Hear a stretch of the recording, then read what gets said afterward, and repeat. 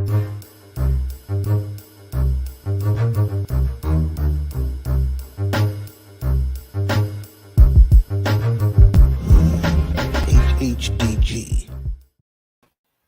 Peace, everyone. We are on another episode of HHDG Media, the podcast. And shout out to our entire HHDG Media crew that makes it possible. Rock Vader KB, T. Smith, Demare, Skelly Top, and myself, Wiki. We're on a little brief hiatus, but we're back again. As always, you can check out our website that you can see on the bottom banner, hhdgmedia.com. Check out the new music that we put up week in, week out. There's never a dull week of dope hip-hop music. As well as our merch. We got the hoodies for this winter weather that's slowly creeping up. You know, we got some weird 70 degree, 60 degree weather right now going on over here in the Northeast. But definitely check out the website for the merch as well as the t-shirts as well. Shout out to our Facebook group, Hip Hop Discussion Group, HHDG. Shout out to everyone out there tuning in right now. And as well as everyone checking in through our YouTube channel. Now, before we get into our very talented guest tonight, who's definitely tuned into all sorts of talent, as well as his own, continuing to make ill cuts and production. Let's talk about, you know, one of the founding elements of hip hop that he does so well with, and that is DJing. When I see the credits and it says cuts by Tone Spliff, you know, I'm always looking forward to hear what he's got to give the fans. And his other side of his skills is production. You know, he's one of the few that also puts me on to people by the artists that he's worked with. And he's got a recent project out right now that y'all should definitely go check out with Benny Slums. And countless other artists that he's worked with, like Rusty Jux.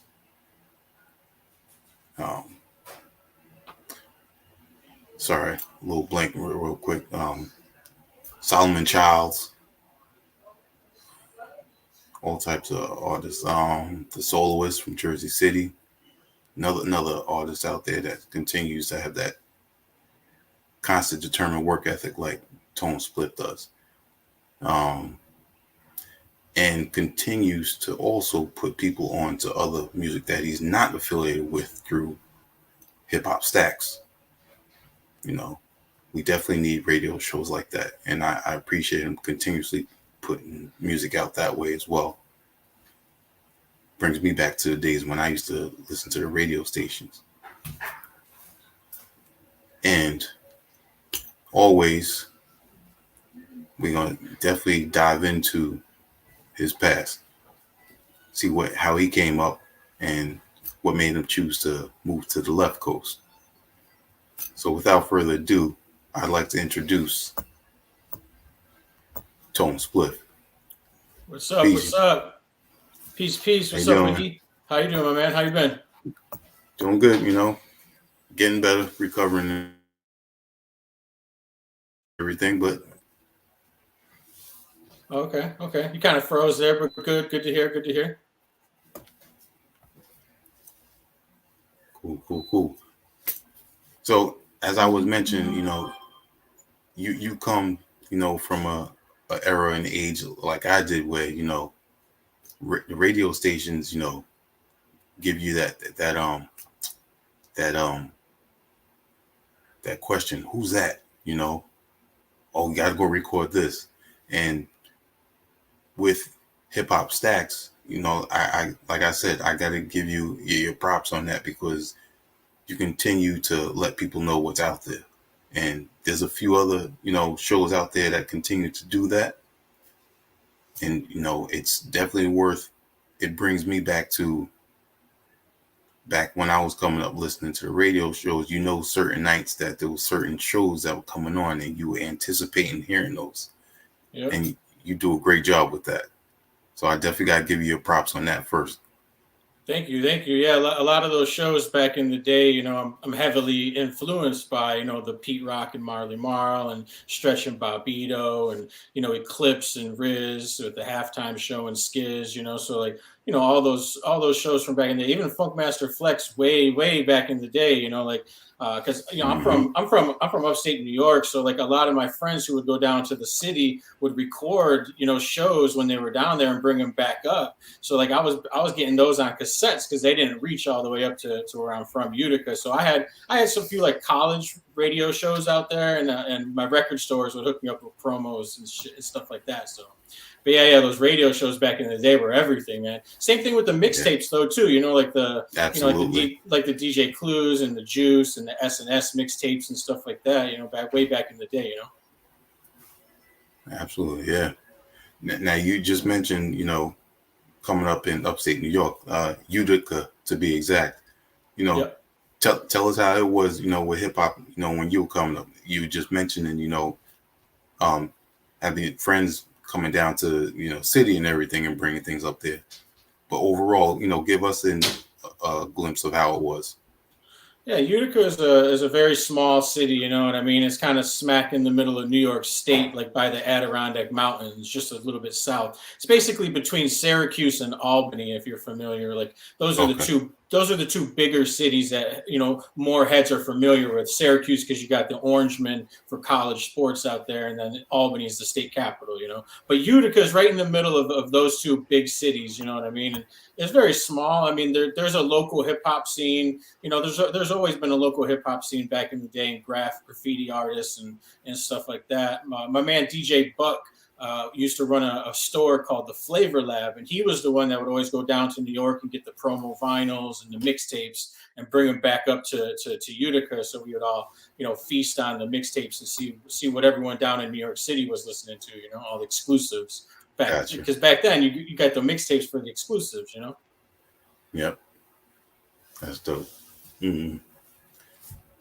So what made you decide to go from upstate New York to Los Angeles?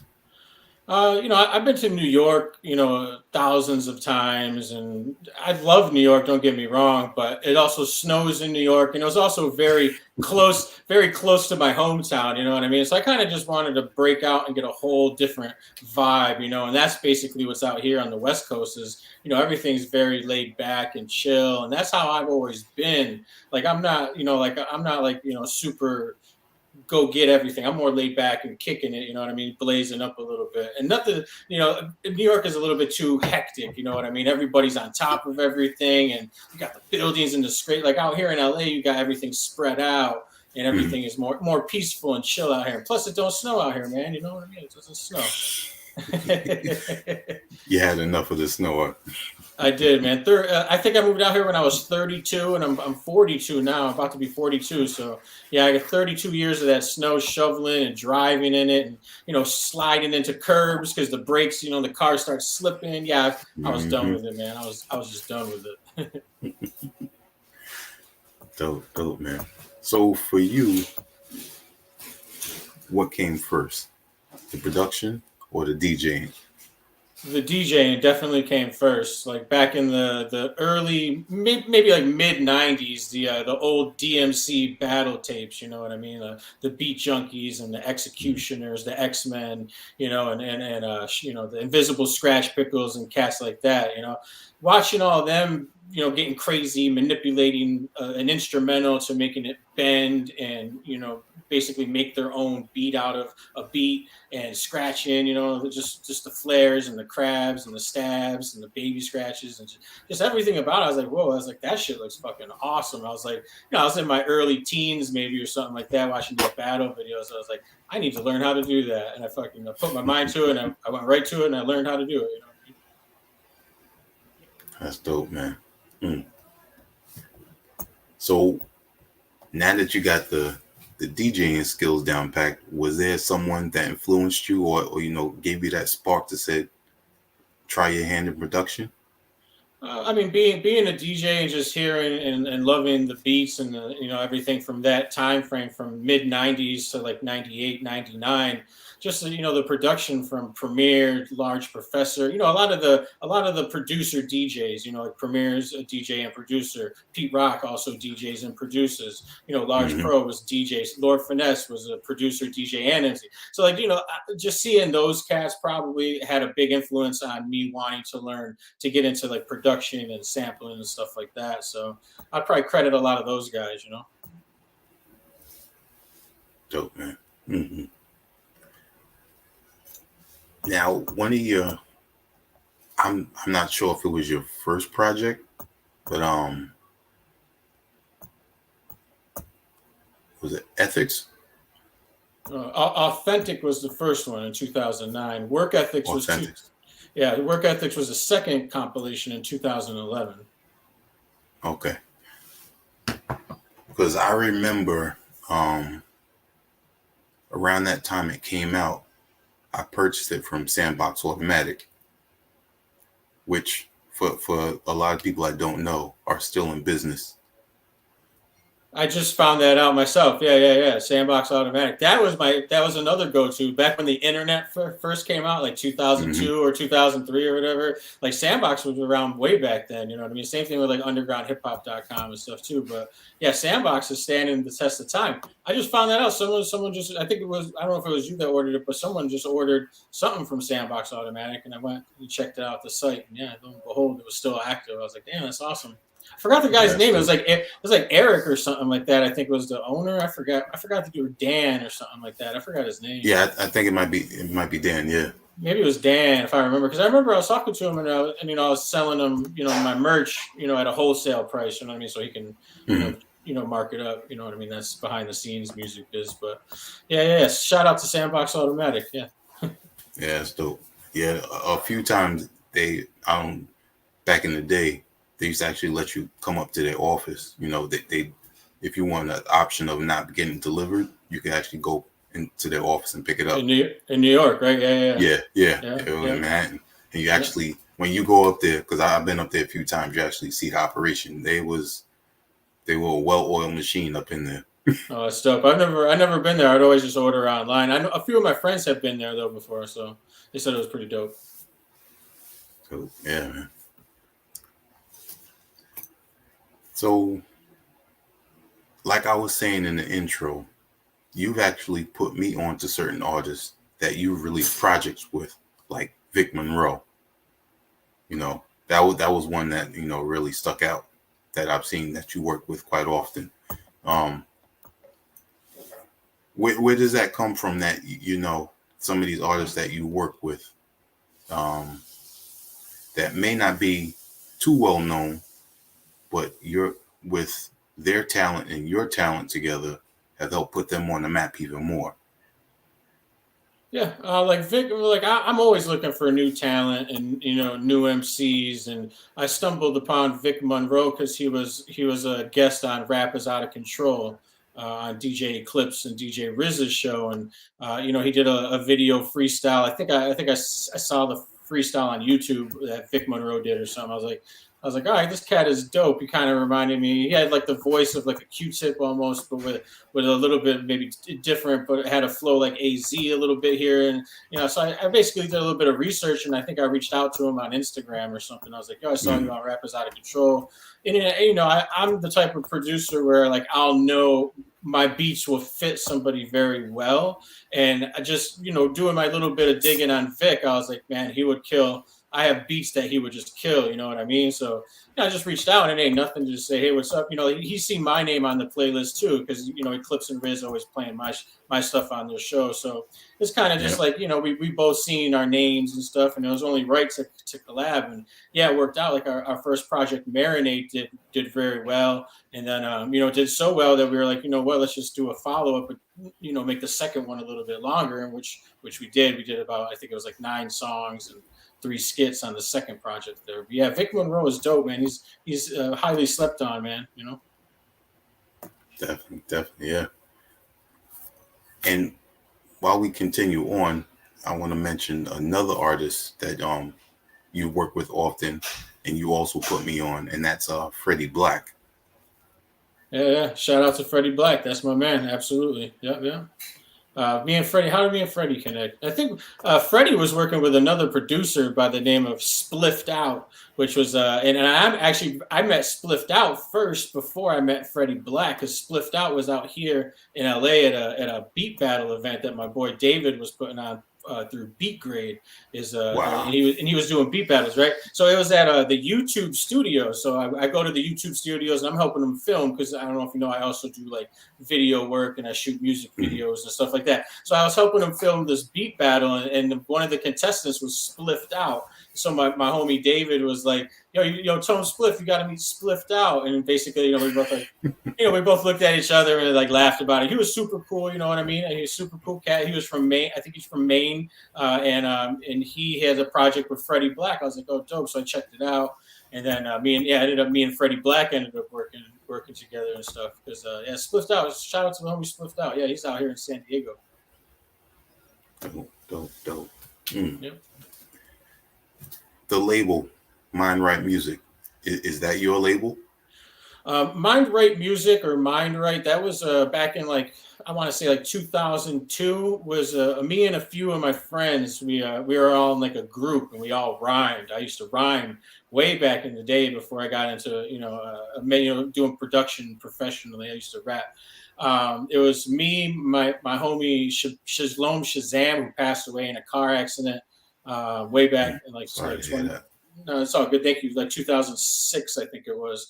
My other homie, Mr. McFeely, and Reza Nibi Anaj, who also passed away. Rest in peace to Reza Nibi. We all used to rhyme, you know what I mean? So that's what it was originally. And then after my homie passed away, I kind of just started falling back from rhyming. I never really liked, my voice and, what I was talking about. I was rapping about getting bitches. I was in my 20s, you know what I mean? I basically rhymed what I thought I was supposed to rhyme about, which was getting bitches, but I never got no bitches. You know what I mean? So I was like, you know what? Just forget that. I'm gonna put that to the side. My good friend passed away. I'm just gonna stick with the production. Slowly, everyone kind of just stopped rhyming. I guess a little bit. We all kind of just phased away from one another. But I kept the name Mind Right Music as the label. Yeah, an imprint, basically for my homie Shalom Shazam, who passed away. Yeah. So. Tell us about the name Tone Spliff. Well, my real name is Anthony, so it's Tone or Tony, you know what I mean, like Tony Soprano or something like that, Anthony. But I don't really like Tony, so I like Tone because it was a musical tone, you know what I mean, and also my first name. And then Spliff is a double meaning. Obviously, I love to smoke some ganja, you know what I mean. I smoke weed, and also a spliff could be a joint, which is I'm a DJ, so I'm always going to play that new joint. So, you know what I mean? Spliff, I got that joint, you know what I mean? I got those new joints. So it's kind of a double, I love weed and I also love music, you know what I mean? Dope. With your music and your work ethic, like I said, you continuously putting out music, or I see the credits of Cuts by Tone Spliff, where does that drive come from? Just to basically get my name out there as much as I can, you know what I mean. And plus, just I got a lot of people hitting me up for cuts. I'm very blessed to work with a very select group of MCs like the Bad Seed and Apathy and just a bunch of other cats that basically just hit me up for cuts all the time. So and when they release something, everyone's gonna hear it. So if my name is attached to theirs, you know what I mean, you're gonna start seeing my name a lot more. As on top of that, though, working with those type of cats, it also trickles down to other artists, that may not be as known, but are still dope, you know what I mean? And they hit me up for cuts, and I'm just doing a lot of work. It's one thing I guess I can credit the pandemic to is it gave me a lot of time to do cuts, because I do cuts right in my apartment, you know what I mean? So I don't have to go to no studio, so it's kind of easy for me, Right. Yep. So one of our recent guests, Rhyme Style Troop, you've done cuts and you produced a track for her. Yep. Shout out to Rhyme Style Troop. I found out about her when I did an ad with Boom Bap Nation, and she did one the very same day. I was like, oh, who's who's this female MC? You know what I mean? So I pull it up, I check her video. I was like, oh, she's dope. And I found out her name was Rhyme Style Troop, which is obviously Gangstar Take It Personal, Mm-hmm. you know, the Rhyme Style Troop line. So I was like, all right, so she must be an ultimate Gangstar fan, which is, hello, I'm an ultimate Gangstar fan too. So I was like, yeah, I hit her up, and yeah, we basically talked, and it's all done online. It's so easy, you know what I mean? I start chatting, got a number, we talked. I was like, yeah, I'm doing a project, which I'm finishing up now. It's I did a new single every 2 weeks in 2022, and she was the second. No, I'm sorry. She was the third single with Edo G Rhyme Style Troop called Purpose. Yeah, she was the third single. Yeah, we dropped it like around Christmas time last year. So yeah. Dope. Now I don't want to jump into your latest project with Benny Slums just yet, but you also did a dope album with Rusty Jux, Magma. Yeah. Shout out to Rusty Jux. Yeah. Absolutely. That was like 2019. I think it was 2019. That did really well. Like, yeah, we got a lot of good reception off of that. I did a couple music videos with we did one with the joint featuring UG from Cellar Dwellers, and we did another one with Ill Conscious and King Mag, and then we did one for Every Shell. Yeah. I love that album, man. I'm mad I never pressed it up on vinyl, man. I wish it wasn't so expensive to press vinyl, because I would have pressed that up on wax, you know. But you know, people press up albums years down the line, you know what I mean? So who knows? Maybe in 5 years I'll press it up or something. Dope. Speaking of physicals, you do a great job of that, you know. Tapes, CDs, and you got a few of your joints on the vinyl as well. Again, that comes back to, you know, how you came up with the music, you know, having that physical. You know, I'm the same way. Yeah, absolutely. Like if I make a project, I can't just release it on streaming. You know what I mean? Like I come from that era with the CD long boxes, even the 8-track tapes and vinyl. Back when I was a little kid, my grandparents had that. My mother had the vinyl. So like I was raised by product. So growing up and now being a musician and putting out my own music, yeah, absolutely. At the very least, I do CDs, because CDs are super cheap to press up, and you know, there's a lot of heads out there that are collecting CDs, believe it or not.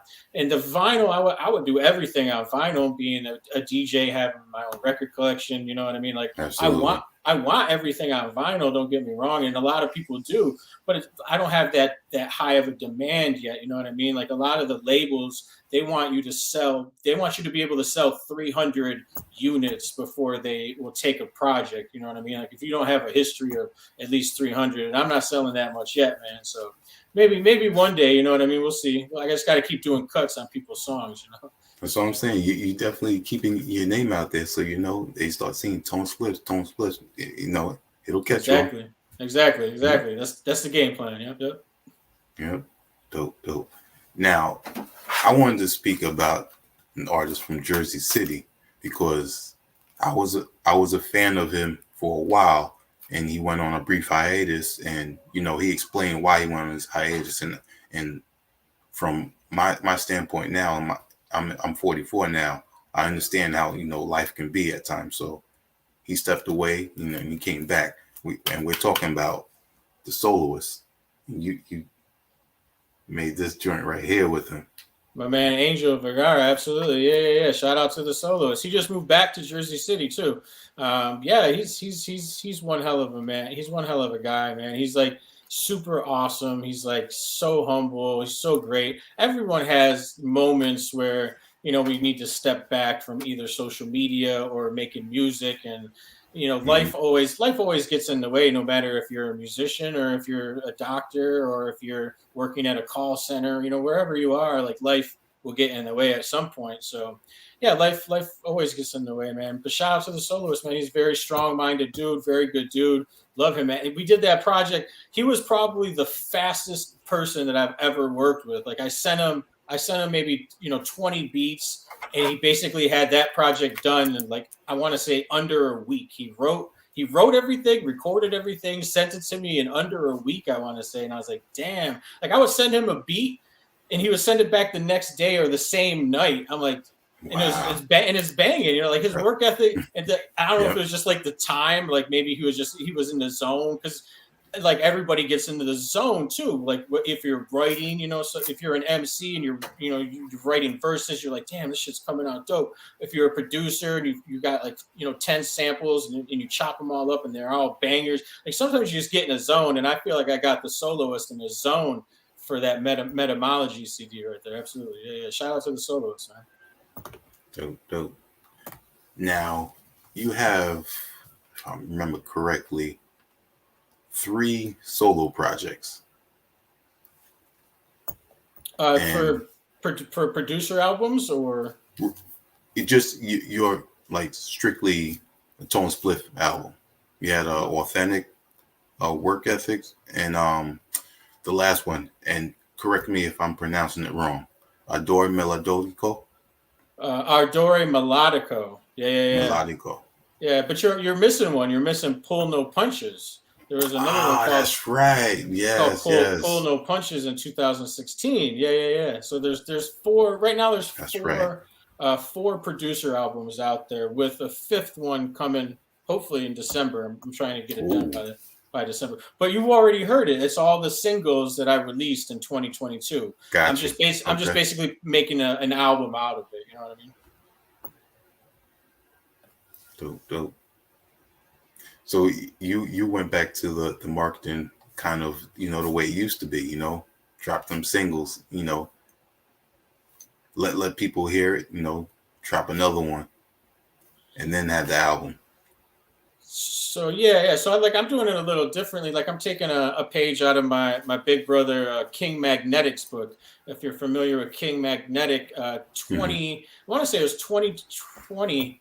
I don't know if it was 2020 or 2021. He did a new single every single week. So every Friday he dropped a new song straight for a year. And another cat did that. That cat Russ. I don't know if you're familiar with Russ. Yeah, I'm familiar. Yep. He became big on Spotify because he did that. He released a new song every week.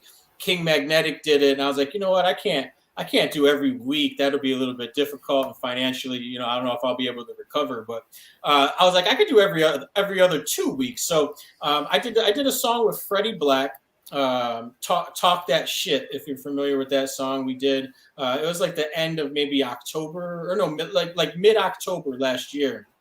And that basically, that song, he recorded it in DITC Studios in New York City. He sent me video of like the big L mural inside the back, when he was recording it. I was like, damn, this is inspiring as fuck. Like, I want to go out there. Like, I should fly out, but I can't. I'm not on the big budget, you know what I mean, where I could go flying to New York City on a drop of a hat just to go hang out in the studio, you know what I mean, when everything could be done online.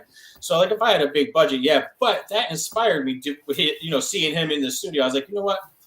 Then King Mag was doing that every week, so I was like, I'm going to do one every 2 weeks. I'm going to do it from November 2021 all the way until around the same time 2022. So like recently, the last song was the Cornbread single I did, Cornbread from Cali Wild.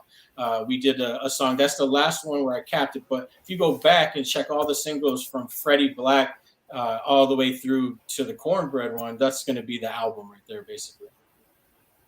Gotcha. And that was another way that I also kept the name relevant. Releasing a new song every 2 weeks. With the artists that I work with, the Soloist was one of them. Skanks the Rap Martyr, Afro, Rusty Jukes, Vic Monroe. Who else? Cool Taj, Innocent, King Mag, The Bad Seed. So like I was working with a bunch of artists that normally do get, a lot of airplay too as well. So besides them being my friends, I'm also working with some dope MCs. So like my name was consistent in a lot of playlists throughout the year. So like that's another way that I kept up with, keeping the name out there and just, it's like you said, everywhere you look, Tone Spliff.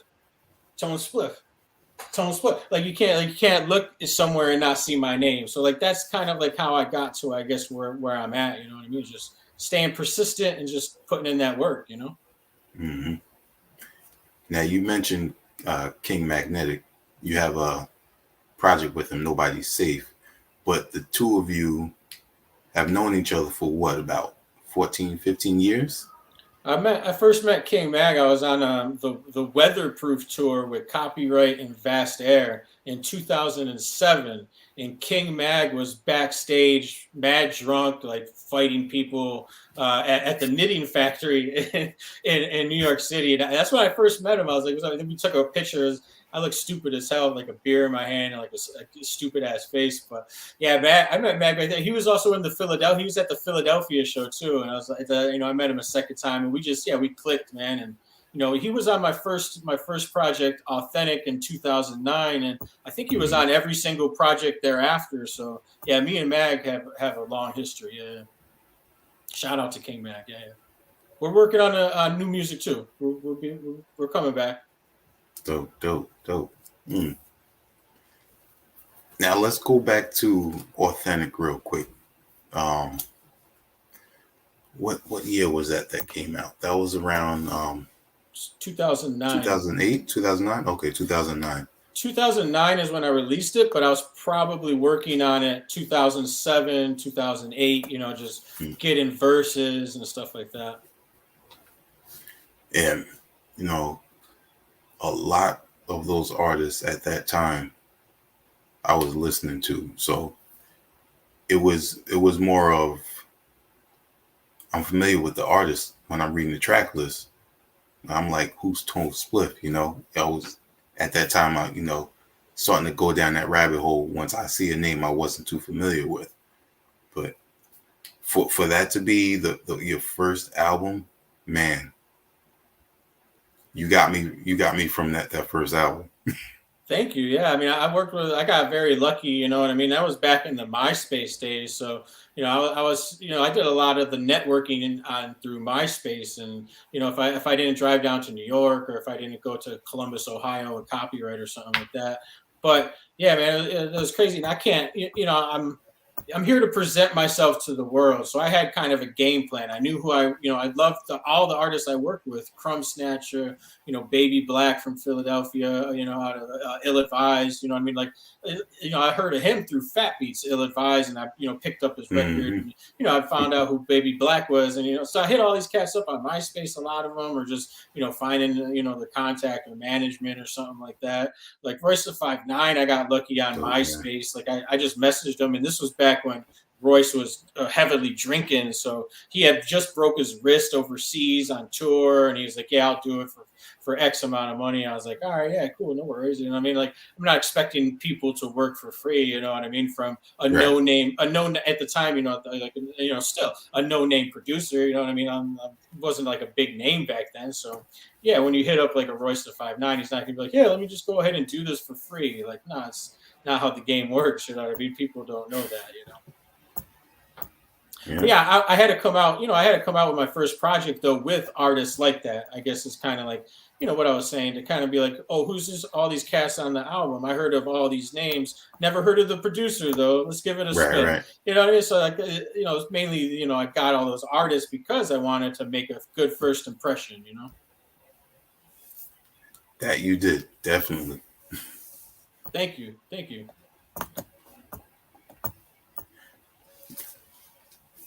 Now tell us, your cuts are precise. That's one thing I look forward to always enjoying when I see your name on something, and they almost always like just it fits with the track. So my question is, how do you go about doing the cuts when you hear when someone reaches out to you to put cuts on the song? How do you go about listening to it? What you think might work with it? What sound are you looking for? So for that, like, everybody's really different. Sometimes like Apathy, whenever I do cuts for him, he already knows the phrases that he wants and where he wants it to drop on the beat. So he'll send me the reference. Basically, he'll send me the reference with the cuts, and also not with the cuts, but he'll send a reference with the phrase in place where the cuts will go, and then he'll send a reference. He'll send a reference without any of that. So it's like a marker, you know what I mean? So he'll send that, and then he'll also send the acapella or the phrase. So like he's very easy to work with. So he'll be like, Tone, I need cuts on this. And everything he puts out is usually dope anyway. So it's like not hard for me to scratch on really anything that he sends. So like for that case, it's really easy. But you got cats that'll have, a verse with nothing and the hook, and you're like, do some cuts on this. So I'm like, okay. So then I basically examine the reference, you know what I mean? I'll listen to the song, I'll listen to the verses, I'll see what they're talking about. If there's a theme, like, I don't know, say someone's talking about getting money or something like that. So I'll go, there's a website, it's called genius.com, and it's like a lyric database. Yeah. Uh-huh. So you go to genius.com, and I'll search in, get this money, or, time to get the money or something. I'll search something with the phrase, whatever the concept of the song is. So then I'll basically try to find an acapella, if there's a studio acapella with the, some phrases that I find. Or, nowadays with the update of Serato, you can actually just, pull the acapella, isolate it right on Serato now. So like, I love that Serato did that, because as a scratch DJ, I can, hopefully, their software will pull the acapella and isolate it to where I can scratch anything in existence now. So like the whole world is about to change for me. This is dope that Serato did it. But yeah, I do a lot of research mainly. Like, some cats will also tell me what they want as well. And, it's very easy to do. I've been doing it since, the mid 90s scratching. So it's like, I could do it in my sleep. You know what I mean? I can wake up, like, you're done. Dope. Shout out to one of our owners of HHDG Media Inc., Rockvader KB. He's also a DJ, and he told me about the update, when it came out and everything, and what you're capable of doing with it. And yes. I was amazed. And then maybe a few weeks later, I listened to Beat Junkies Radio, and Melody also has, his channel on Twitch. Yep. And I think it was about maybe 2 weeks ago, he was on there just having fun with it. And he was mixing old Janet Jackson with Jody Watley. He was taking the drops out, putting the acapellas. It was amazing, man. Yeah, Melody is so ill with everything. Like he's so ill. Yeah. Shout out to Melody. Yeah, he could do some crazy stuff. You know what I mean? I can't watch him though, because then like I'll start watching him, I'll be like, I want to do that same thing, and I'll go and I'll try to do it, and I'll fail miserably, and I'll be like, damn you, Melody.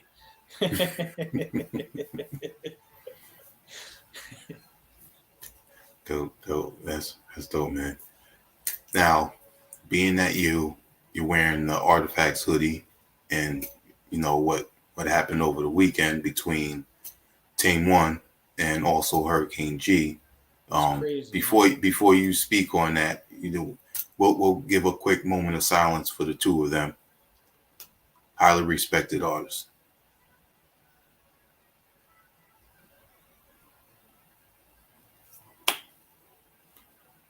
Much respect to them. Shout out Def Squad. Shout out to Artifacts. Dirty Jers, yeah, New Jersey, man. That's crazy, man. Like I didn't want to believe it at first. I think I saw the homie Brutus Maximus over at Raw Side Hip Hop posted it. He posted it on Facebook, and I saw it on the news feed. He's like, I'm doing a review on the new Artifacts album, and Tame One is gone. I was like, what does he mean Tame One is gone? So I commented that. I was like, what do you mean Tame One is gone? And I immediately direct messaged him. I'm like, what happened? And he's just like, Tame One passed away. I was like, where's the source? Who told you this? Like, right. At first you don't want to believe it. He sent me Rod Digger. Rod Digger posted it, I guess. First, that's how he found out. Rod Digger was, paying her respects to Tame One. So I went to her page, and I was like, damn. I was like, I hope this isn't true. Like I still didn't want to believe it was true. You know what I mean? Like I listened to Artifacts, and between a rock and a hard place, like 20,000 times growing up. Like before I started DJing, or like around the time I started DJing, like I was bumping that in upstate New York, super freezing my ass off, bumping that on the walk to junior high school or high school. You know what I mean? I just didn't want to believe it, man, because you know Yeah. Tame had a rough life with battling drug addiction and stuff like that. Like I don't know how he passed away, but from my knowledge, he was clean. So I think I saw somewhere it might have been like a cardiac arrest, but I don't know if it was like a heart attack or something like that. So Yeah. I like did. I don't know the reason or anything like that. It just sucks that he's gone. You know, it sucks that, you know, also DJ Chaos passed away. I think a few years ago. It was 2019. So like Yeah. I also feel bad for my brother El the Sensei. Like I've known El the Sensei since Work Ethics 2011. So like, like we're not like good friends, like best friends hanging out all the time or not, but like we know one another. Obviously, I know of him, you know, with the longer history of Artifacts. But you know, Hmm. working with he was always an MC I wanted to work with too. Same with Tame One, but Tame One I don't think was really like doing many features back then or something. Or I don't even know why I didn't work with him. You know, I should have worked with him. Looking back at the fact, because I was working with L, I should have done like an Artifacts track for on like Work Ethics or on Pull No Punches or on Adorable. Anyway, that's something I'm just going to kick myself in the ass with, and it sucks now that Tame One is gone. And yeah, I feel bad for El the Sensei, and I feel bad for Redman, and Hurricane G passed away too. And like that's, you know, Yeah. Redman's close family and friends right there. So it just sucks, man. Losing someone is never easy, you know what I mean? And losing a hip hop icon, or you know, an underground hip hop icon like Tame One is just sucks, you know. Plus he was dope with the graffiti too, you know. So Yeah. just sucks, you know. It just sucks. And it came out of nowhere, you know what I mean? It's something that I just didn't want to believe. And then Hurricane G at the same time, and you know, she didn't really have like a lot of songs out back in the day, but her voice was always recognizable. You always knew her voice, you know what I mean? Hmm. Hurricane G, and then you know, yo Redman, man, what the fuck? Get off that punk smooth shit, you know what I mean? Like. Yeah, like that just sucks that she had to go. You know what I mean? And it's like I think we're all so immune to death. It's like you can't blink now and read somebody dying. You know what I mean? It just sucks. I mean, my own uh accident that happened in October. You know, I could have been gone. You know, I'm Yeah, grateful. yeah. You gotta thank God every day. You know what I mean? You just count your blessings and just live every day like it's your last. That's, you know, Yeah. I've lost so many people from my early 20s with, you know, my good friend and seeing my grandfather pass away, and just countless other friends. It's just like, you know, you just got to live every day because tomorrow is never promised. You know what I mean? Yeah. Yeah. Definitely. El Sensei, hold your head, man. For sure. Yeah. I 100%. was um I was listening to, I put a bunch of old Hurricane G songs and features Monday. You know, it was just playing them back to back. You know, it was taking me back. And then a lot of some of the more recent stuff that she had done with Thurston Howell. Yep, they also had an album together. And I was bumping that stuff as well.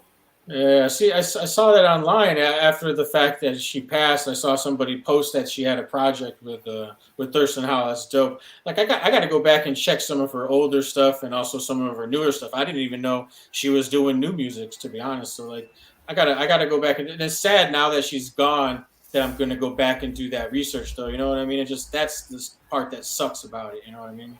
I should have done some research before she, you know, passed away, unfortunately, but what are you gonna do? You know, I guess that's the thing you call life. You know what I mean? One day I'm gonna Yeah. pass away, and someone is gonna find my music after the fact if I passed away, and if they go ahead and play it, that's cool. You know what I mean? I'm like, go ahead and play it. You know, I don't care if it's, you know, before or after death, as long as somebody's listening. You know? Yeah. And this also goes back to why people should own physical copies. I mean, the internet, you never know what's going to happen with the internet. You know, most people, even if there isn't the internet, how many people you know actually saving all the music that they purchase to their SD card, their hard drive on their laptop or their tablet? Yeah, nowadays they're not even doing that. Like when the internet first came around, you had to download stuff off of like Yep. Napster and like LimeWire, and then you had to either burn them onto like a data CD or back them up on an external hard drive and save it. Yep. Nowadays, I don't even think people are doing that. I heard they're getting rid of iTunes and they're just going to force everybody to do Apple Music. So everything is going to be on Apple Music in your library or on your phone, Mm-hmm. and then everything is going to be on Spotify on your playlists. It's like there's still people out there purchasing vinyl and cassettes and CDs and stuff, which we Yep. got to keep. We got to keep that trend going. We need all of those people to have kids and raise the kids to collect like that. You know what I mean? Like they gotta raise them to be collectors like that. Just to keep it going. You know what I mean? To keep that nostalgia feeling going. Yeah. You gotta keep it open for them to see. Like as you can see in the back on my wall, I got a few vinyl hanging up there. Right now, I got some Coolie High joints up on the wall.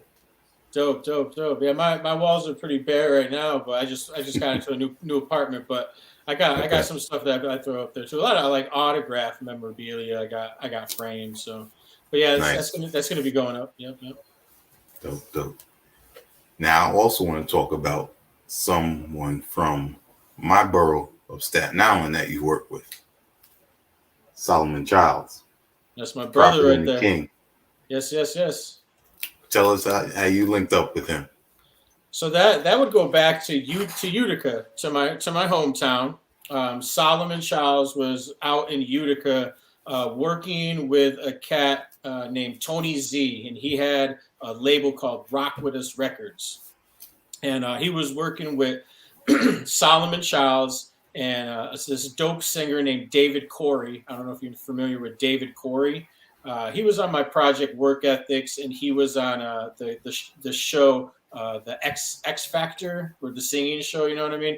And he Oh, he okay. and he made it pretty far. He made it to like I want to say the top 6 or top 4 or something like that. And he ended up going on to do some big things. He actually just sang. David Corey just sang the Sunday Night Football. I think it was the Kansas City game. He opened up with the Oh, the shoot. Pledge of Allegiance. The Pledge of Hmm. Allegiance there. Anyway, Solomon Childs was out in Utica working with Tony Z at Rockwood's Records, working with another Utica producer by the name of Chris Styles, the Shadow Figure. I think he just goes by the Shadow Figure now, or Styles, the Shadow Figure. And Solomon Childs was working with him. Long story short, I would always go over to Tony Z's house because that's where the studio was, and there was a few people recording there, so I would just go there to smoke blunts and stuff and just hang out.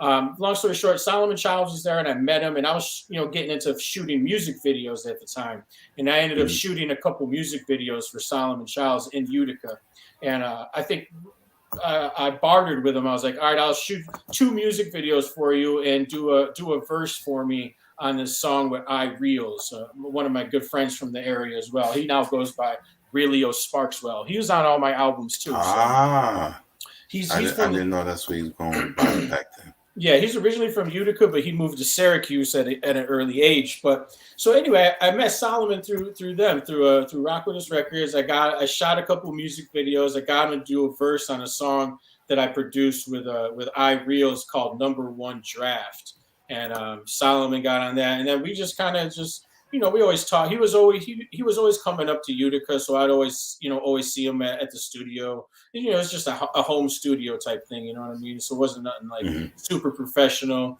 We were playing Maddens and we'd be smoking mad weed, and we just basically kicked it. And then fast forward, and this was like, God, I don't even know, like maybe 2008, maybe 2007. It was like a long, long, long time ago.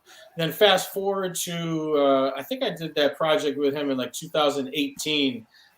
He hit up iReels and he wanted to work on some music, and iReels wasn't really working on music, so iReels like, hit up Tone, you guys should do an album together, a project together. So it started off as an EP, which eventually Hmm. turned into a full-length project. And and shout out to Solomon, he got Deck on it, I got Conway on it, and Recognize Ali. And that project is also very slept on, man. And yeah, that's definitely one of my favorite projects I think that I've put out.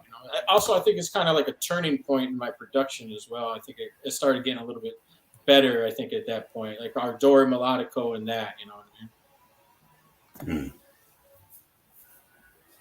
And when did you notice that?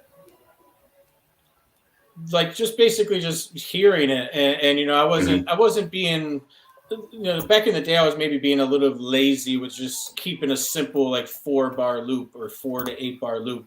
I started basically switching up the pattern a little bit. I would do an 8-bar intro and then have the beat change for 16 bars and bring back the 8-bar, you know, and repeat it. So like I was just basically like, you know, changing up my production a little bit, and you know, kick myself into gear to stop being as lazy as I was in the past. You know, nothing to take away from that early production or not, you know what I mean? It was still dope. You know, a 4-bar loop is a 4-bar loop. You know, it's still dope. You know what I mean? I'm not gonna discredit it, but I think I just started to advance. I wanted to advance and just start sounding a little bit different. You know what I mean?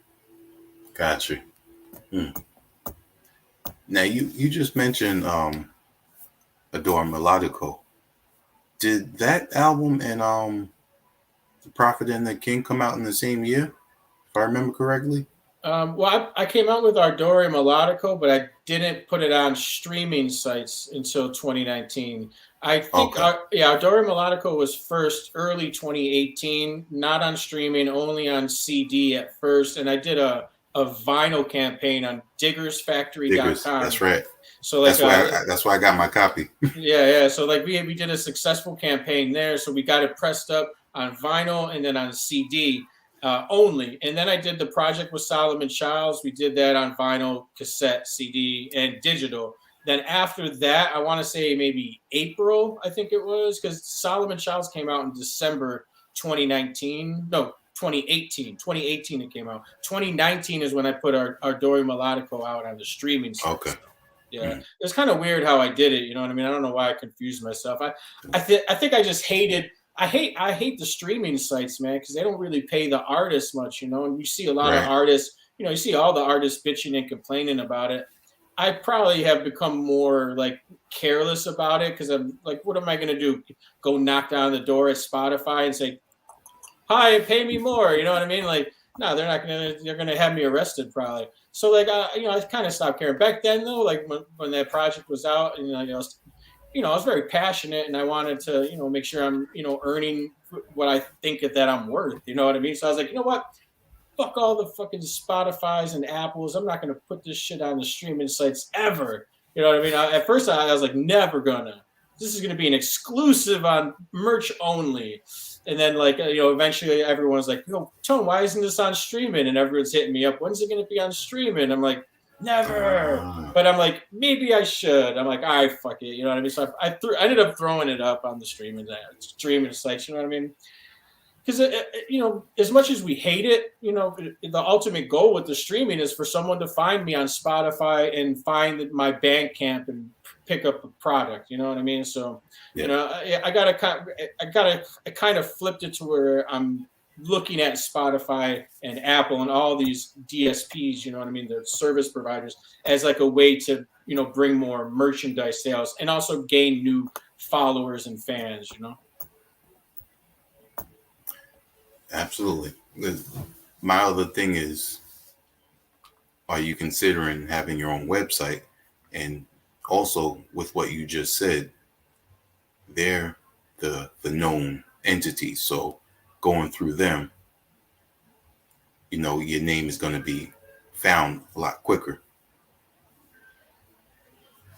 Yes. Like, yeah, they got the huge, you know, following and subscribers and stuff. So like any artist has to be on there. Like at this point, like you have to have your music on there unless like, I don't see no way around it because like no one's going to go to your website to just listen to your music when everything else that they listen to is on Spotify, you know, like maybe they might, but they won't maybe do it as much. And on your website, you're not really getting paid either unless you got like some ads or sponsors or something like that for your main website. If you have your music up there just streaming, you're not going to be making anything per stream. So I would rather make 0.00034 than make 0.0000000 because you're not going to be making nothing if it's streaming on your website. Yeah. Like I said, unless you got your ad, unless you got someone buying an ad on the right hand side, you know, like But if you don't got that, you're not making none.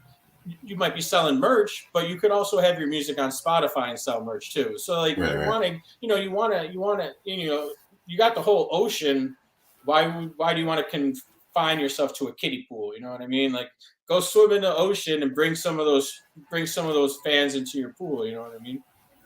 Yeah. But I got tonespliff.com. I used to have a site, but it expired and the whole layout and design defaulted, but I still have the domain name. So right now, if you go to tonespliff.com, it just goes to my Bandcamp, which is kind of like, my website. I love Yeah. Bandcamp because, you can keep track of inventory. It handles all the orders. You can print it all out. You can export it all. People can follow you, and they give you emails. You can have your email following list and blast emails out to all your followers. So, Bandcamp is dope. You know what I mean? And they don't really charge that much to the artist as well. Per sale, so which is also dope. And they've been doing the whole Bandcamp Friday thing. Here I am. I'm plugging Bandcamp. They need to put me on the front page. But shout out to Bandcamp.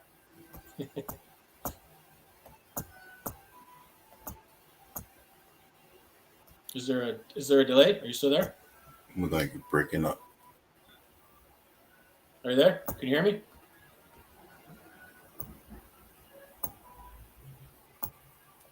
Can you hear me?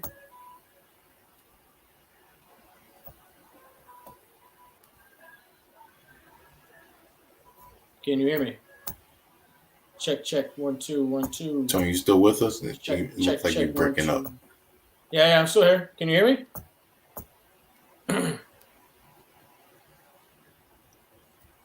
Well, maybe it's me. Hold on a second. Can you hear me? Yeah, it's real choppy right now. Can you Hold on hear a me though? second.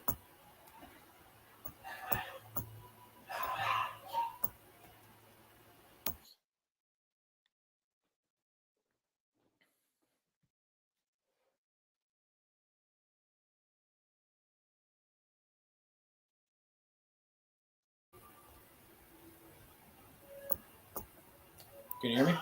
How about now? Can you hear me? Yes. Can you hear me? Can you hear me? Check 1 2 1 2 1 2 1 2. Can you hear me? Can you hear me? Do you want me to? Can you hear me?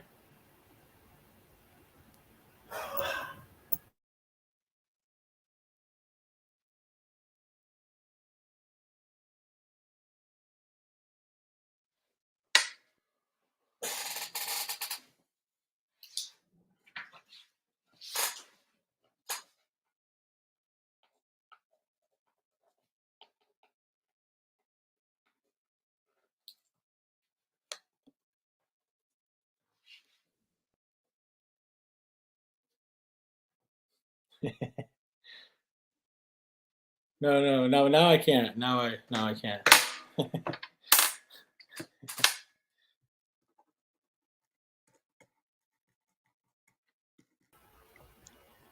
There right, you go. there we go. Okay. Yep. All right. You can hear me okay? Yep, because Okay. yeah, I think that was my end. Oh, it's all good. I don't know what I was saying. What was the last thing I said before it cut off? Do you remember? Oh, you were, well, the last thing I heard was you were referring to about having your own website and it going through Bandcamp, and Bandcamp is pretty much handling the bulk of the duties. So basically, yeah. So like shout out to Bandcamp. They don't charge the artist much. They let you keep track of your inventory. They let you export emails so you can have your email blast to your followers and fans and stuff. So like yeah, Bandcamp is just super dope, and they've been doing the whole Bandcamp Friday thing, where the first Friday they don't take anything from an artist's sale. So like if you buy something on Bandcamp Friday, all the proceeds except for PayPal, the transaction fee or whatever PayPal charges, the rest goes to the artist. So, shout out to Bandcamp just for doing that, you know what I mean? For looking out for artists and stuff like that and giving us that platform and things like that, Dope. Now you have, like I said, a slew of projects that we can talk about, but we're going to talk about from the slums right now. Shout out to my brother Benny Slums. Yes, yes, he's a Utica MC as well from my hometown. Yeah, when before you said you had a project coming up, I was wondering if it was going to be somebody that you already worked with that I knew, but then when you finally let the cat out the bag, and I was like, oh, I said I got to check more of this guy. Yeah. Benny Slums. Benny Slums was actually the first single for this producer album that I'm doing. Every 2 weeks. He was the first single back in November 2021. We did a song called "Murder Scene," and that song did really well. DJ Premier played it on his show. I want to say 3 weeks back to back to back. So when you get DJ Premier playing your song, even if it's just back to back shows. I want to say he played it three weeks in a row. Like that's the ultimate, the ultimate cosign, the ultimate stamp when you make a song good enough that someone of DJ Premier's caliber plays and loves. You know what I mean? Yeah. Shout out to Benny Slum. Shout out to DJ Premier.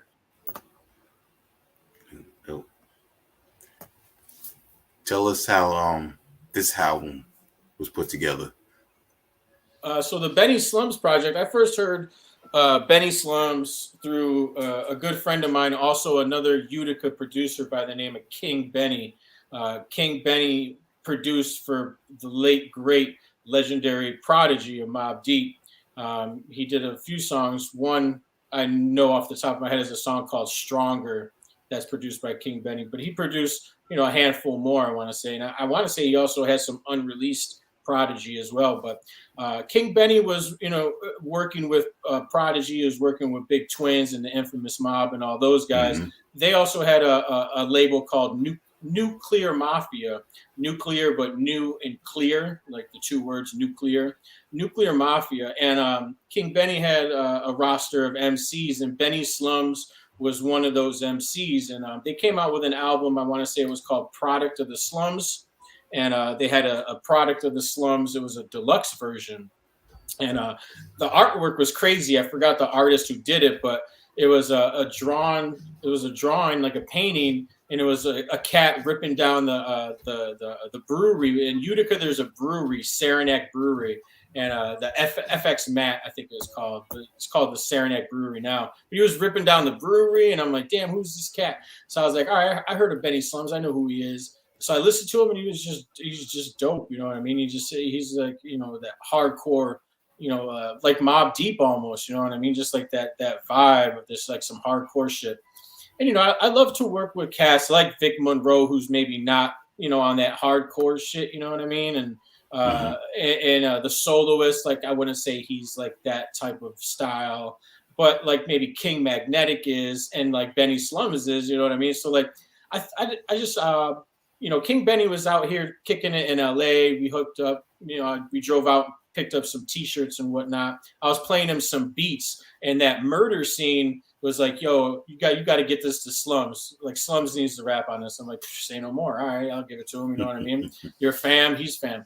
Long story short, I sent it to King Benny. Benny Slums did his thing, and then the song, that was the first song of my producer project. So that was the first time really, being introduced and talking with Benny Slums too. So like, that relationship just basically started, and the reception that we've gotten so far off of from the Slums, we're guaranteed to be working more in the future. But he's working right now with Big Twins. So Benny Slums is coming out with a project with Grimy Life Records on Big Twins' label. So he's working on that. I'll have at least one, maybe two on there. And King Benny's on there. Twiz, the beat producer, the Beat Pro or something, I think his name is. The Beat Pro, yeah. The Beat Pro, yeah. Nice. He'll be out there. He's dope too. Yeah, he did a lot of work with Twins. So like he's dope too as well. So yeah, Slums is going to be coming up with a follow-up. I want to say probably like early next year or something. He'll be coming out with something too. And I don't know if it's also going to be on Alchemist Records, the ALC Records. So I don't know if it's kind of like going to be, don't quote me on that. I don't know if it is, but I know that all of those guys are working together. So I wouldn't be surprised if it was Grimy Life Records and ALC Records. So fingers crossed. I hope so for him. It'd be dope. It'd be huge. I told him, I'm like, you worked with Tone Spliff because he's obviously super thankful and grateful for getting all this love. You know what I mean? Like I blast out my music to hundreds of DJs, a lot of dope DJs. So he's been getting a lot of love and stuff like that. I'm like, don't stop with just me. You know what I mean? You have one foot in the door to work with the Alchemist. Potentially, like go get a couple songs done with the Alchemist, man. Hit up Twin. You know what I mean? That's super easy. They're all close and family. Like you got to, I set the bar. Now you need to take it to the lounge. You know what I mean? Next one, next level. Yeah. You need to get to that second floor VIP with the Alchemist and start working with like him and stuff. You know what I mean? And also still include me. Like I would love to do some scratches on an Alchemist beat one day. So like that could also potentially help me out too. You know what I mean? There you go. Now you just spoke about what was going to be one of my later questions. So working with Alchemist or being on an Alchemist produced joint, what other producers or MCs would you like to work with? To keep it with the producer thing, I was blessed to cut on a Knots beat from the Bad Seed. Works with Knots all the time, and that's one thing working with like artists like the Bad Seed. If he gets a Knots beat and he can hear some cuts on it, chances are he's going to hit me to do some cuts on that. So like that's like a huge accomplishment to do scratching on like a Knots beat like that. Like I'm never going to be able to scratch on a DJ Premier record because obviously Primo does his own cutting and stuff like that. And, same with like, I don't know, like Large Professor or Pete Rock, like they do their scratching too. But like to have the opportunity to do some cuts on a producer like Nas, like that's crazy to me. As far as, it's funny you said that. I just made a list of my top 10 MCs that I've yet to work with or have yet to rap on my production. And some of those cats, I'm going to try to remember them all. I don't know if I can. OC is one of them. I want to work with OC. Oh. I want to work with Elzai. That would be dope. You know what? Let me take my lighting out. Let me pull up the picture because I have it right here. I got my top 10 list of artists I want to work with or that I haven't worked with yet. So be patient with me here as okay, here it is. All right, so OC, Rascass, Evidence of Dilated Peoples, rapper Big Pooh, Little Brother. We'll just do Little Brother all together. But rapper Big Pooh or Ponte, both of them. Elzai. AZ. I would love to do a song with AZ and or Nas, but Nas is busy with Hit Boy, so that's understandable. He's busy making Grammy music. I get it. Redman. I want to do something with Redman. I've always loved Redman. He's always been super comical and very bar heavy and witty. Like I just love him, and he smokes mad weed. So him and I blaze out in the studio and make some dope music. Black Thought, obviously one of the top MCs out there in existence. Black Thought. And then Geechee Suede from Camp Low. I think he's super slept on as an MC. Like absolutely. Camp Low's album, like back in the day, driving around in my homie's Honda Civic, like a 1993 Honda Civic or whatever the year was. We would just bump Camp Low like all the time. And man, Geechee Suede is very slept on as well. And then lastly, these are all artists too that have never been on my production. Master Ace was the last one I want to work with. See, I would love to work with like Master Ace too as well, and he's legendary too. Same thing with him, like with Slaughterhouse. Like I listened to Slaughterhouse growing up like thousands and thousands of times. Where he was just one of those MCs that was always consistent. You know what I mean? He with Disposable Arts and the Yvonne Project and Slaughterhouse and Sitting on Chrome. I think it was called Sitting on Chrome, if that was a song of the INC Ride or whatever. Like that project was all right, but like Slaughterhouse classic, the Disposable Arts classic, just all this little catalog is classic, man. Master Ace can't do no wrong. Even the project he's got with Marco Polo, Brooklyn, like that project is dope too. Yeah. Yeah, Master Ace is also slept on as an MC. Every time I think of Master Ace, the word timeless comes to mind. No matter That's what he does, that's the word that always comes to mind. yeah, that's a good word, man, because that's the type of music that he makes, and like that's the same type of music that I'm trying to make is that timeless music, you know, where you can listen to it now, or you can listen to it in 30 years, and you know, if you're hearing it for the first time or you're hearing it for the 10,000th time, it's gonna still leave that feeling, you know what I mean, that nostalgia feeling, you know, Yeah, or that's dope. You mentioned Saranac Brewery.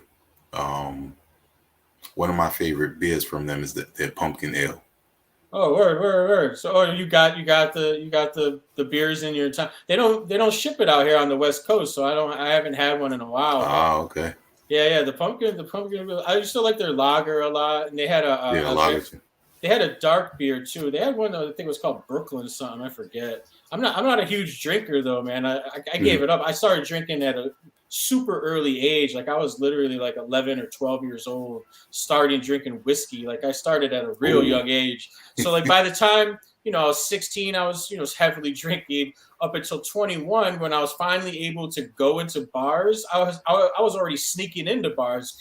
When you're in a small city like that, like heads will look the other way for $10. You know what I mean? So I was already going into the college nights and bars when I was like 16 years old. You know what I mean? So by Mhm. the time I was 21, I was like already out of that phase where You did it, yeah.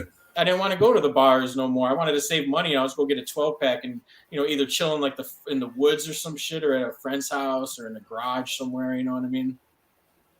That's dope. Dope.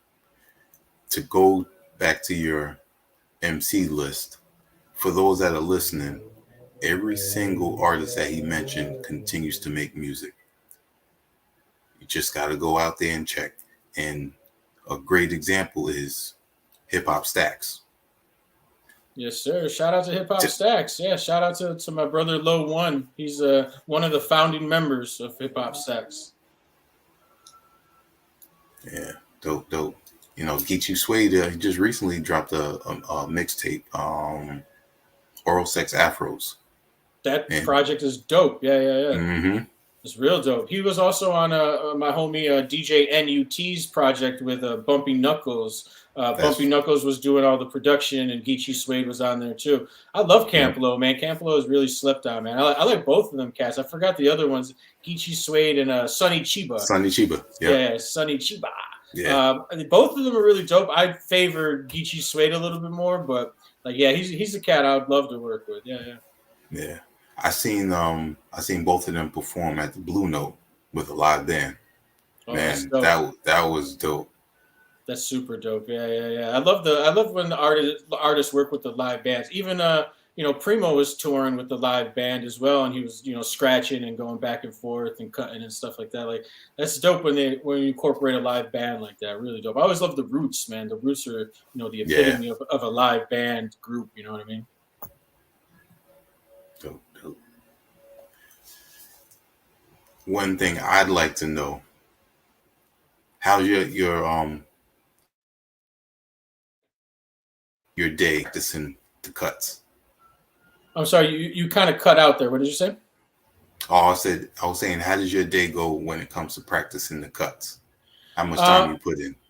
it really depends. You know what I mean? I got my 9 to 5. So if it's like if my wife goes out with her friend or something on a Saturday morning, I'll wake up and make some eggs, and I'll go to my little DJ room, my little studio room over here in my 2 bedroom apartment, and I'll just basically throw if I have a new beat that I made or if I want to do some juggling. I guess it really depends on my mood. Like if I want to throw on like a break beat and like just do some like ha ha ha ha ha ha ha scratching like that, or do I want to Hmm. get it, do I want to practice my juggling and the manipulation factor and stuff like that. So it really depends. But when I start, minimal probably about a good 20 to 30 minutes straight just going at first, and then maybe take a break and go, take a couple hits of my vape or my bowl or something like that, get a little buzz going, go back and just continue to practice. A lot of times I also get my practice in just doing scratch hooks. So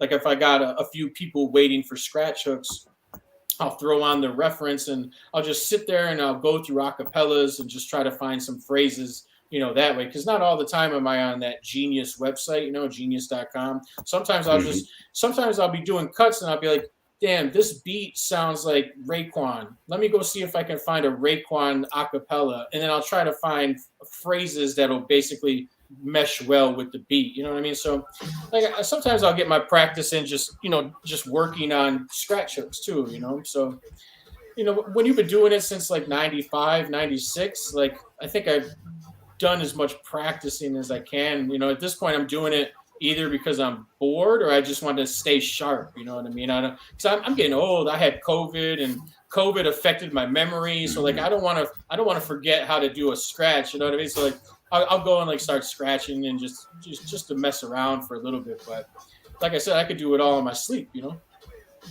Dope. Oh, there it is. Yeah. Yeah, give people a little snippet.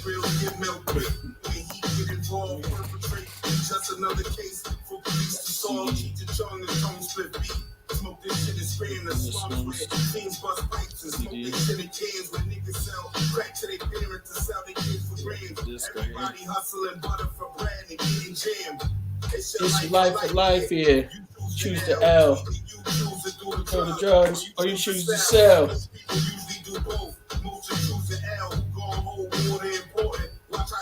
the L's. I'm so for real trying to make candy rain. Like Benny Slums has got some crazy bars. Like sometimes you got to go back and like listen to what he says. You know what I mean? And shout out to Benny Slums, man. He's witty. You know what I mean? You got to kind of like listen in when he's spitting sometimes. Yeah, and that track. What made y'all pick that for that first single? Because that track right there, when you first dropped that, I had that joint on repeat for a minute. And you got to know, like when we dropped that, I had already I want to say that was the first song that we did for the project, and so I've been listening to that for maybe a couple months before the general public heard it. So like by the time it dropped, I love dropping it because then I get the reception back, and I'm like, okay, so everybody does think the same, that this shit is hard. You know what I mean? And man, I don't know. That was one of the first songs that we did, if not the first song. We did the other songs gradually over maybe a month or two or something like that. Because he was in, he's got his life. He's got stuff going on. I got stuff going on with my job. So, at the time we couldn't really like pull a soloist and knock it out in a week or nothing like that. But at the same time, I kind of like gradually working on it and having heads take their time with it too. So. Benny Slums is he's also very he's like a perfectionist as well. So like he'll record it, he'll send it to me, and he'll be like, Tone, I think I can go harder. I'm like, nah, man, it sounds good. He's like, nah, I can go harder. I'm like, all right, man, you want to re-record it? Yeah, all right, cool. So he'll go in and re-record it. I'm like, yo, this shit is hard. He's like, you think so? I think I could go a little bit harder than that. I'm like, man, if you don't just stop right now, like this shit is dope. Like this shit is hard. Like, come on, man, stop. But like I respect it because at the end of the day, like I'm like that too. Like with a sample, if I chop it up one way, I make the beat, I layer it out. I'll go back the next day. I'll be like, you know what? Let me take that sample and let me flip it a different way and see if it's better. And then lo and behold, I've had it happen where it was better the second time around. So like I'm not against it or like that, but like sometimes it's like you got to know when to kind of just like stop and just move on, or just basically like let the engineering process take over. Because like you might not think it sounds good because of maybe there's not a mix on it. Like my engineer, shout out to Matt Wagner, MWX, MWX Audio. Like, he'll take vocals. I've gotten vocals from an artist that sounded like they recorded in a bathroom, through a fishbowl or some shit. And he'll take the vocals and, obviously he knows his mixing and mastering and engineering tricks to where it makes it sound a whole lot better. So like, there's also that aspect too, where like, yes, you could be a perfectionist, but let's see how it sounds with a good mix on it first. You know what I mean?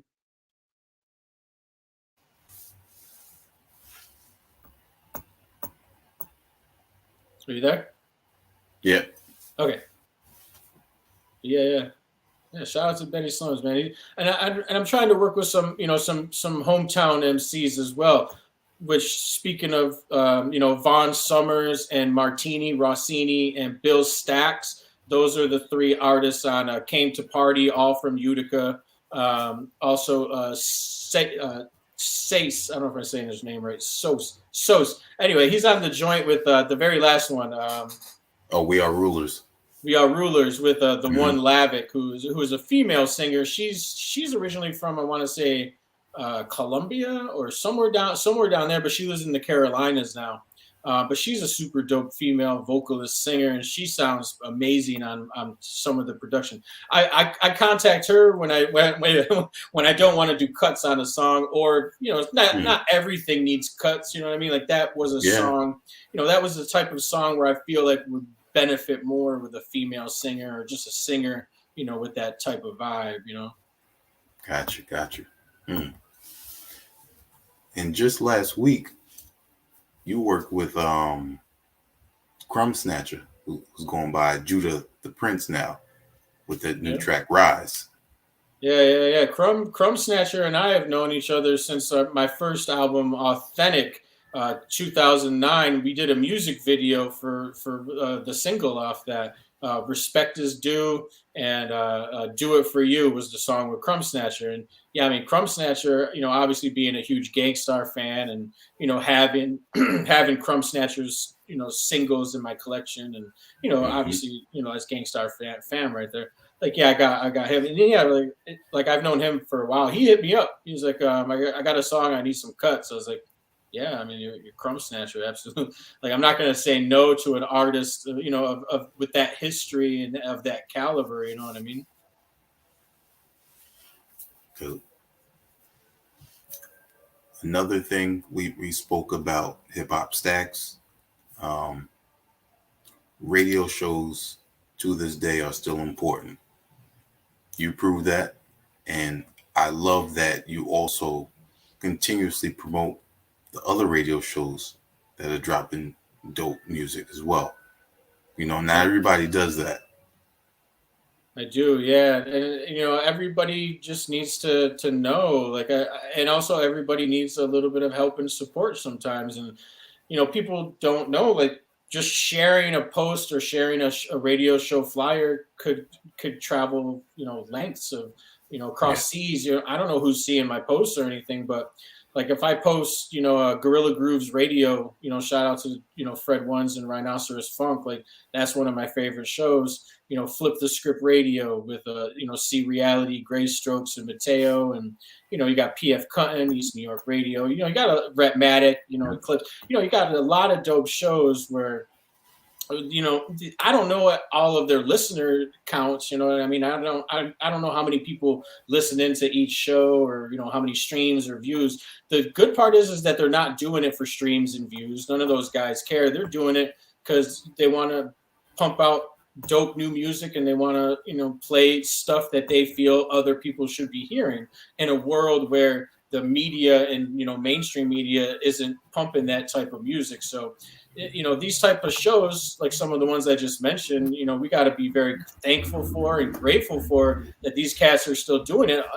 Myself and I'm assuming 90% of them were basically also doing it for free. Like I don't know if a lot of them also are getting paid. So they're taking their time and they're taking their efforts and their resources to provide a dope show with good commentary or just good music. I'm not a big talker on my show. I'll say my Instagram and I'll be like, follow me here and let's get into the mix. You know what I mean? Like, I don't want to go into, a lot of talking and stuff because I'm basically like my one-man band. Like, I don't have a co-host. Like, maybe if I had a co-host, I could have some convo, but I'm not going to sit there and talk on the mic by myself. So plus I want to let my hands do the work. You know what I mean? Pumping some music.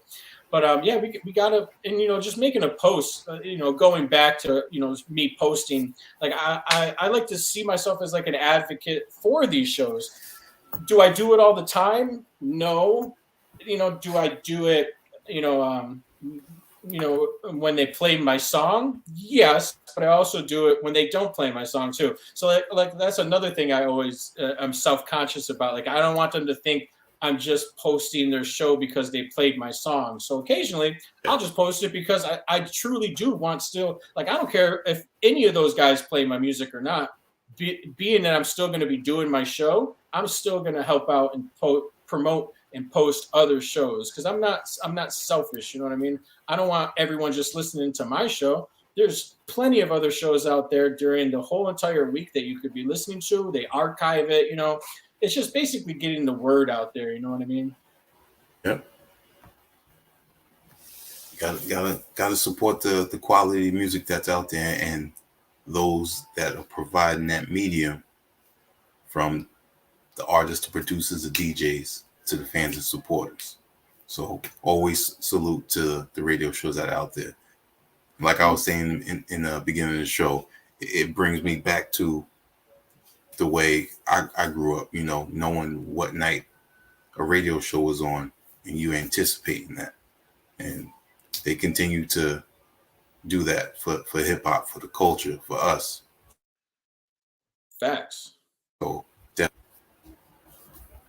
agreed 100%. Yeah, the radio shows are still there. I just wish that, some of these shows were on Sirius, you know what I mean? Like, there should be like a super underground hip hop station, because you got Shade 45 and they do have shows that play, underground hip hop. But when those shows, aren't on, they're playing top 40 mainstream music. You know what I mean? Let them have that. Let's have like a, the Boom Bap channel, which is strictly like just underground hip hop with all of these shows that I just mentioned, running throughout the week.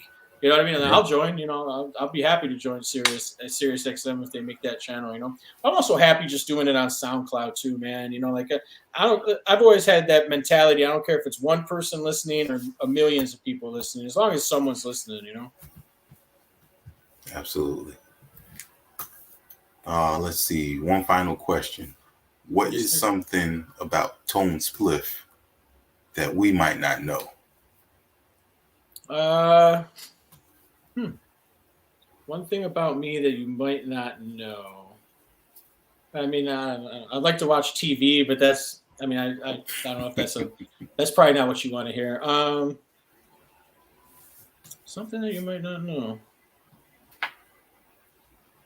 I don't know, man. That's a good question. I don't know what I want to disclose right now. I don't know. I don't know. I've always had a job, but that's something that I've talked about. Always having a job, just like a day job. You know what I mean? I don't know, man. How about your first DJ equipment? What was that? That was like a Gemini belt drive. So it wasn't. I don't know, not belt drive. Yeah, belt drive. The direct drives are the technique. Belt drive. So when you scratch and you let go, and it goes. Yeah. So that was a pain in the ass scratching on that, but I still would. I would have 2 slip mats and a piece of wax paper underneath just to try to fight that belt drive. So I made it as buttery and slippery as I possibly can. But that was a big pain in the ass right there. You give me flashbacks because my uncle had 1200s, and I first learned by going over to my grandmother's house where he had his equipment at, and once he knew that I figured I had to hook everything up, he was like, "Okay, you can spin." He said, "But here's a test." He said, "I'm gonna get you belt drives, so whenever you're not here, you can practice, at home." Oh, that's torture, man. That's a torture technique right there. Because then you go home with your belt drives and you're like, oh, this sucks. You know what I mean? You immediately want to go back to his crib and work on the 1200s. Yeah, that's Yeah. torture, man. That's pure torture. Yeah, those belt drives, man. Those things were crap back in the day, man. Crap. Yep. Dope, man.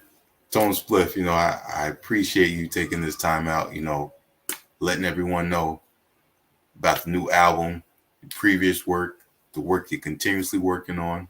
We can always see the Tone Spliff credits. And just, you are hip hop. You personify hip hop, the way you spread the music, the way you continue to shout out other radio shows, how you working with artists, known, unknown. You're opening up the eyes for other fans like myself to, find out more that's out there. Always respect on that. Thank you, man. Thank you. Yeah, appreciate that. Soon we're gonna be and with the hip hop stack. Shout out! I see a few people in the chat too. Shout out to Kahim. He's from NJ Absolutely. to AK. Shout out to Kahim. Yep. Shout out to my man Odd One. And shout out to Hip Hop Stacks and Low One. And yeah, that's one thing that I've always loved to do, man. Like I've always either back in high school I was putting out mixtapes, with, actual cassettes and handing out mixtapes in high school, or whether it's DJing at a club or something like that. Even like I would play underground hip hop at the club on top of, like the 50 Cent and stuff back then, you know what I mean? But like I always, wanted to have a show. So with Hip Hop Stacks, that evolved when I moved to California and I was working at this call center, and there was this guy in the marketing, graphic design marketing team, and that was my homie now, Low One, and he had a site called Hip Hop Stacks, and they were all on Turntable FM and stuff. So me and him became really good friends at our job, and he always had the Hip Hop Stacks, and he was posting my music and support and stuff. I'm like, yo, why don't we do a show called Hip Hop Stacks? I didn't want to do a weekly. So we started off for the first 4 or 5 years. I was doing a monthly mix, Hip Hop Stacks monthly mix, where I take all of the newest music that dropped in the month and I compile it onto like a 2 to 4 hour mix. So I did that for about 4 to 5 years, and I just got burnt out doing that long of a mix. You know what I mean? Like they were starting to get 3-4 hours long, because so much music was dropping. So I'm like, I wanted to play everything, you know what I mean? And, whether it's, a no-name artist that just has a dope song that's submitted, or if it's, a new Nas record. So like I was playing everything. So, doing those 3-4 hour mixes became not stressful, but, strenuous. So I got the opportunity to actually go to Delicious Vinyl. Shout out to Black League Entertainment. They brought, they were like, yo, Tone, my man Rich Martini said, yo, Tone, bring Hip Hop Stacks to Delicious Vinyl Radio. I was like, all right. So I did that for about 6 months, but I left due to some, technical problems. Nothing with Delicious Vinyl and nothing with Black League Entertainment. It was more so on a technical side of programming. But I ended up, we just left. So right now I'm doing the mixes on SoundCloud. But what I'm leading up to is soon we're going to be on a new platform. And that's going to be coming up in the coming weeks. So if you listen to my mixes, I'm probably going to announce it this next mix that I drop on SoundCloud. So you'll find out then. Nice. As you mentioned, and big shout out to Kahim. Kahim, the radio shows that I listen to, he's on it as well. We interact in the comment section a lot. So definitely shout out him. That's another true person of the hip hop culture. The Alaskan assassin. Yeah. Shout out to Kahim. Dope. Now the floor is yours. Give your shout outs, let everyone know where they can go and support Tone Spliff, his music and his merch. Everything is going to be at Tone Spliff. So Instagram, Twitter, Facebook is all at Tone Spliff. Everything is at Tone Spliff, Apple Music, Spotify, Tidal, YouTube channel, SoundCloud. SoundCloud, I also got Tone Spliff, and Hip Hop Stacks has also got their page separately. But I also upload music to Hip Hop Stacks, singles and stuff. So everything is at Tone Spliff. My Bandcamp is tonespliff.com. That'll bring you right to my Bandcamp. Yeah, just everything is at Tone Spliff. Shout out to everyone who tuned in today. Shout out to HHDG and you as well, Wiki. Thank you so much for having me. It was a dope convo. I love when the convos go good. You know what I mean? Sometimes you get those interviews that are a little shaky, but this one was dope. So thank you very much for having me. Shout out to Kaheem in the chat. Yeah, the link tree is even at Tone Spliff. Oh yeah, you posted that. Yeah, the link tree. Tone Spliff. Everything is Tone Spliff. Like TikTok is Tone Spliff. Like if a new platform comes out, like when TikTok first came out, I was like, I don't know what it is, but I got to secure my name on it. You know what I mean? As an artist, you got to you got to get your handle on whatever comes out. Clubhouse, when Clubhouse came out, I don't like listening to people talk. I don't like talking on the phone. I'm not a big talker on the phone. Like I don't mind the video interviews and the phone interviews or whatever, but like I'm not a talker. But when Clubhouse came out, I was like, I'm never going to use this app, but I need to get my name on there. You know what I mean? Just so nobody else can make it, because you got a lot of people out there scamming. You know what I mean? So I just want to make sure no one's making no fake pages and trying to scam people to send them some Bitcoin money or something like that. You know what I mean? Because there's a lot of that shit going on, man. I hate that shit. Dope. If you want me to ship you out some Saranac beers, let me know, because I actually this weekend I'm about to send out some beers out to D Styles and XP the Marksman. Oh, okay. Yeah. Shit. If you want to send me some Saranac, if you got PayPal, I can send you, the shipping costs and whatever it costs for the beer. Yeah. Oh man, I would love some Saranac. I'll tell you the truth, I'll probably save it for like Thanksgiving, and I'll probably I'll probably hold on to some for like Christmas, like the holiday too, the second holiday. Gotcha. You know what I mean? But yeah, hit me up on email, man, if you don't mind. Shit, yeah, absolutely. I would love that. Thank you. Definitely. Yeah, we'll talk later on. Okay, for sure, man. All right. Thank you so much, man. Thank you so much for having me as well. Absolutely. And on behalf of our HHDG Media crew, we're going to say peace.